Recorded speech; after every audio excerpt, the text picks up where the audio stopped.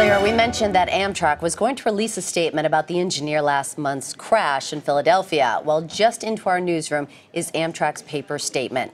And we want to tell you exactly what they're saying. They're basically saying that the analysis of the phone records does not indicate that any calls, texts, or data usage occurred during the time the engineer was operating the train. Amtrak's records also confirm that the engineer did not assess the train's Wi-Fi system while he was operating the locomotive. That's big news because a lot of people were wondering and speculating that perhaps the train engineer might have been distracted while he was pulling that train out of Philadelphia. And now, according to the investigation that's been done with regards to Amtrak 188, the headline, as Meg points out, is that the analysis of those phone records does not indicate that there were any calls or texts. In other words, he wasn't using the phone, he wasn't using his personal cell phone when he was driving that train out of there. We're trying to get our transportation correspondent, Kris Van Cleave, with us, and I think Kris is ready. Yes. Kris, thanks for joining us. Appreciate it. No problem. What do you make of this update from the NTSB? Well, we had gotten some guidance that this was the direction the NTSB felt the evidence was going, but they were having a real hard time syncing up the timestamps between text messages, phone records, and data consumption.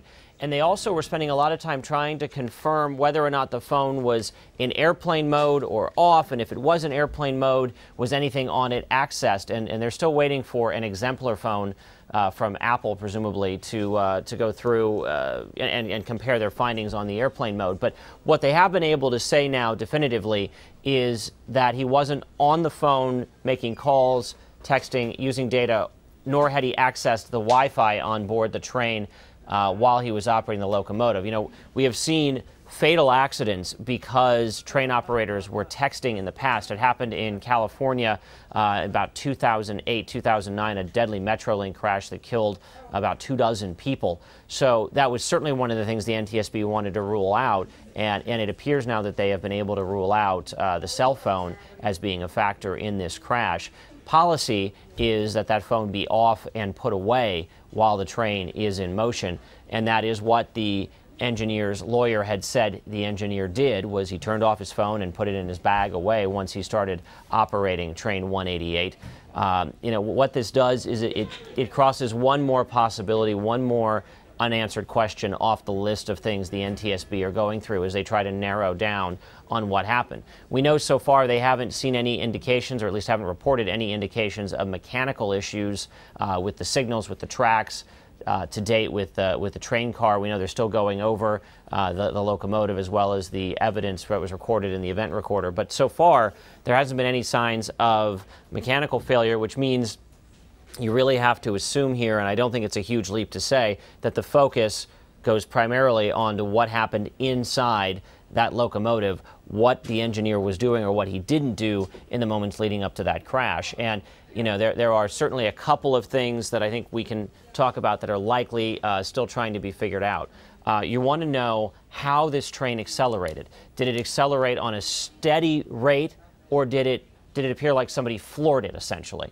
If there's evidence that the engineer floored it, so to speak, that could lend weight to this idea that something like a projectile, a rock, hit the train after it passed that SEPTA train that had also been hit. Remember, the engineer of the SEPTA train said he thought he had been shot at. So could the engineer have been startled by something and, you know, floored it to get away, just sort of losing situational awareness about where he was?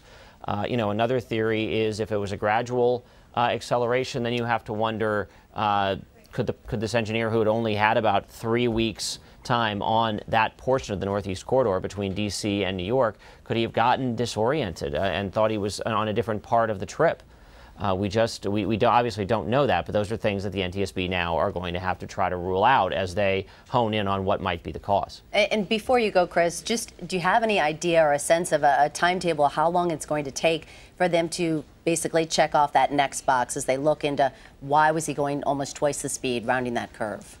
Well, you know, these investigations move very slowly, and it will probably be 10, 11 months before we have the final NTSB report on what were the probable causes or the contributing factors to this crash. And it's possible that they may not be able to say definitively beyond a shadow of a doubt X caused it. It may be that as they put the evidence together, the most likely explanation is whatever they find. But that's going to be many months from now. We'll get some updates as the investigation continues, as they're able to rule things out or definitively make a statement and declare, there was no maintenance issue with this train, or, we know that the timeline, the pattern of acceleration, those things we may come out. But a definitive answer is months and months away. Kris Van Cleave reporting for us in Washington. Kris, thanks so much.